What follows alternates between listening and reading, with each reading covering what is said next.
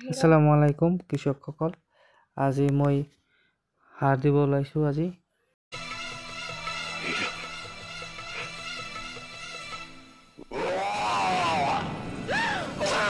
এতিয়া বস্তাখন খুলি আছোঁ আৰু খোলা হৈ গ'ল। তাৰপিছত সাৰ লৈ আছোঁ, লৈ খেতিত যাম। अभी मैं गाली नहीं दे सकता। नहीं, गाली नहीं देना। খেতিটো বহুত দূৰত। এতিয়া এইটো আধা বিঘাৰ প্লট হয়। এই আধা বিঘাত এতিয়া দি আছোঁ আৰু লগৰখিনিত বহুত ঘাঁহ হৈছে, সেইখিনিত ঘাঁহ মৰা ঔষধ দিম। সেইকাৰণে সাৰ দিয়া নাই, বাকীখিনিত পানী দিছোঁ, তাৰপিছত সাৰ দি আছোঁ এতিয়া। তো এইখিনি সাৰ দিয়া শেষ হ'লে আৰু আধা বিঘা অলপ দূৰত আছে, সেইটোতো দিম। এইটো শেষ হৈ গ'লে তাৰপিছত 2 বিঘা ঘাঁহ খেতিও আছে, সেইখিনিতো দিম। আপোনালোকে সেইখিনি চাব।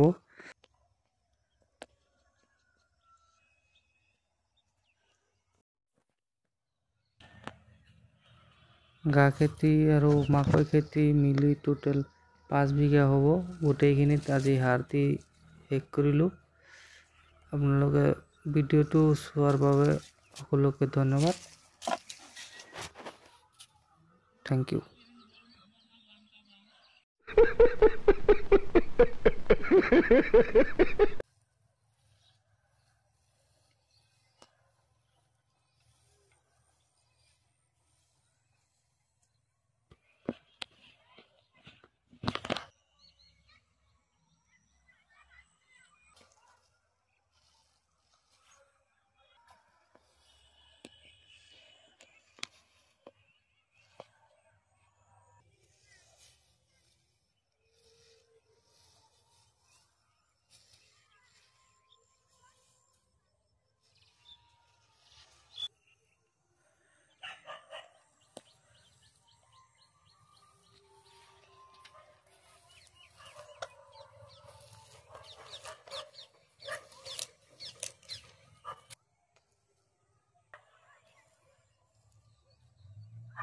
আলু সব ক্ষেত দিয়া শেষ, সার দেওয়া।